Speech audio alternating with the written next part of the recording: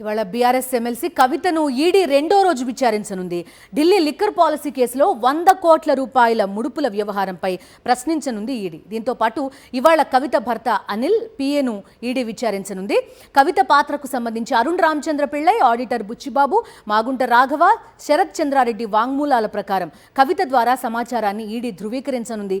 గత విచారణలో తాము అడిగిన ప్రశ్నలకు కవిత తప్పించుకునే సమాధానాలు ఇచ్చారని ఈడీ అధికారులు ఆరోపించారు. ఇవాళ విచారణ ముగిసిన అనంతరం గంట పాటు కుటుంబీకులను, తన లాయర్లను కలుసుకునే అవకాశం కోర్టు కవితకు కల్పించింది. ఇక ఎమ్మెల్సీ కవితను రేపు సుప్రీంకోర్టులో విచారణకు రాబోతోంది.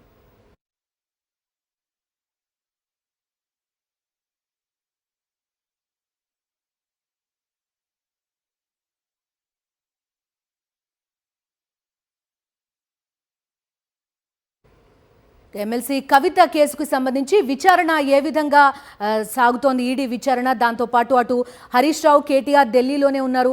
అనిల్ పిఏ ఇద్దరిని కూడా, కవిత భర్త అనిల్ పిఏని కూడా ఇవాళ ఈడీ విచారించబోతోంది. ఈడీ విచారణ అప్డేట్స్ అందిస్తారు ఢిల్లీ నుంచి వెంకటేష్ మనతో పాటు జాయిన్ అవుతున్నారు. చెప్పండి వెంకటేష్, ప్రతిపక్షాలు ప్రధానంగా ఆరోపిస్తున్న అంశం అటు ఆప్ కానీ బీఆర్ఎస్ కానీ ఏంటంటే అసలు జరగని అంశానికి సంబంధించి కేసు పెట్టారు, ఆ పాలసీ అమల్లోకి రాలేదు, అటువంటి కేసు ఇప్పుడు జరుగుతోంది అనేది ఒక ప్రధానమైన ఆరోపణ పొలిటికల్ యాంగిల్లో కనుక చూస్తే. మరోవైపు ఈడీ విచారణ కూడా చూస్తున్నాం, లీగల్ ఎక్స్పర్ట్స్తో కేటీఆర్ హరీష్ రావు సమావేశం కూడా చూస్తున్నాం. ఎలాంటి అప్డేట్స్ ఉన్నాయి వెంకటేష్ మీ దగ్గర? ఈరోజు కవిత కస్టోడియల్ ఇంటరాగేషన్ జరగబోతుంది. ఇది రెండో రోజు. ఇప్పటికే నిన్న కొంత విచారణ జరిగింది, ఈరోజు కూడా విచారించబోతున్నారు. కవిత భర్త అనిల్తో పాటు ఆమె పిఏలో ముగ్గురున్నారు. సో వారికి సంబంధించినటువంటి ఫోన్లన్నింటిని ఇప్పటికే ఈడీ అధికారులు మొన్న శుక్రవారం రోజున హైదరాబాద్లో స్వాధీనం చేసుకున్నారు. ఈరోజు వారితో ఆ ఫోన్ లాక్ తీయించి అందులో ఉన్నటువంటి డేటా రిట్రీవ్ చేసేటువంటి ప్రయత్నం చేయబోతున్నారు. ఇక ప్రధానంగా కవితను విచారిస్తున్నటువంటి అంశంలో ఆమెకు ఇండో స్పిరిట్ అనేటువంటి కంపెనీలో 33% వాటాలు ఎలా లభించాయనేటువంటి ఒక ప్రధాన ప్రశ్న సంధిస్తుంది. ఎందుకంటే అరుణ్ రామచంద్ర పిల్ల ఇప్పటికే కన్ఫెస్ అయ్యారు, తాను కవిత ప్రయోజనాలకు ప్రతినిధిగా ఉన్నాననేటువంటి విషయాన్ని క్లియర్గా ఈడీ ముందు ఆయన ఇప్పటికే చెప్పినటువంటి నేపథ్యంలో ఈ ఇండో స్పిరిట్ కంపెనీలో 33% వాటాలు కవితకు ఎలా వచ్చాయనేది ప్రధానమైనటువంటి ప్రశ్న ఈడీ అడుగుతుంది.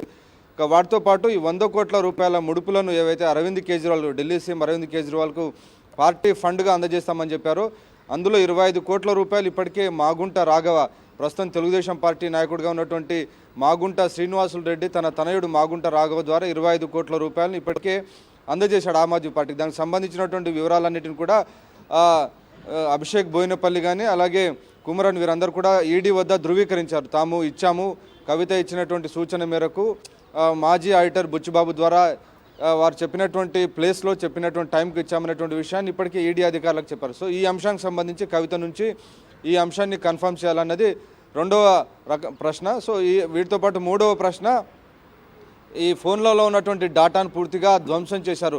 కవితకు సమ్మన్లు ఇష్యూ అయినటువంటి రోజునే దీనికి సంబంధించినటువంటి ఫోన్లలో ఉన్నటువంటి డాటా పూర్తిగా ఫార్మాట్ చేశారు. ఎందుకు? ఎవిడెన్స్ డిస్ట్రాయ్ చేశారు.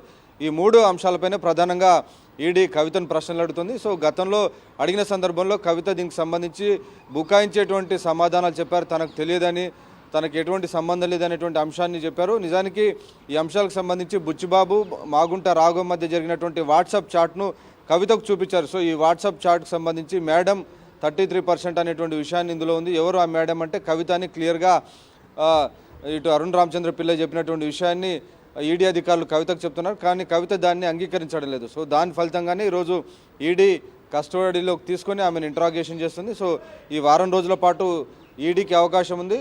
ఒకరిని ఎదురుగా కూర్చోబెట్టి కన్ఫ్రంటేషన్ చేయబోతున్నారు. ఈరోజు ఎదురుగా కూర్చోబెట్టి ఈ ముడుపుల వ్యవహారం 100 కోట్ల రూపాయల ముడుపులను ఎలా ఇచ్చారు, దీనికి సంబంధించినటువంటి హవాలా మార్గాలు ఏంటి, ఈ అంశాలన్నీ కూడా ఈరోజు అడగబోతున్నారు. ఇక రాజకీయంగా మీరు అడిగినటువంటి ప్రశ్నకు సంబంధించి రాజకీయంగా ఎందుకు అసలు ఈ పాలసీ అమల్లోకి రాలేదంటారు? నిజానికి పాలసీ అమల్లోకి వచ్చింది, కేవలం 3 నెలల పాటే ఈ అమల్లోకి ఉంది. సో ఆ 3 నెలల సమయంలోనే దీనికి సంబంధించినటువంటి ఇది పూర్తిగా అక్రమాలతో ఈ పాలసీ రూపొందించారు. మొత్తం నిబంధనలన్నీ కూడా 100 కోట్ల రూపాయల పార్టీ ఫండ్ తీసుకొని కవిత చెప్పినట్టుగా దీనికి సంబంధించినటువంటి పూర్తిగా విధానాన్ని మార్చారనేటువంటి విషయాన్ని బీజేపీ ఫిర్యాదు చేయడం, ఆ తర్వాత ఆ పాలసీ ఆగిపోయింది. సో మొత్తానికి పాలసీ వచ్చింది, అమల్లోకి వచ్చి కొద్ది రోజుల్లోనే ఆగిపోయినటువంటి పరిస్థితి ఉంది. కాబట్టి పాలసీ అమల్లోకి రాలేదనేటువంటి ప్రశ్నలో ఎలాంటి నిజం లేదు. Okay Venkatesh, thank you updates అందించినందుకు. సో చూడాలి కవిత కేసుకి సంబంధించి ఎండ్ ప్రోడక్ట్ ఏ విధంగా ఉంటుంది అనే అంశంపైన కూడా చర్చ జరుగుతోంది.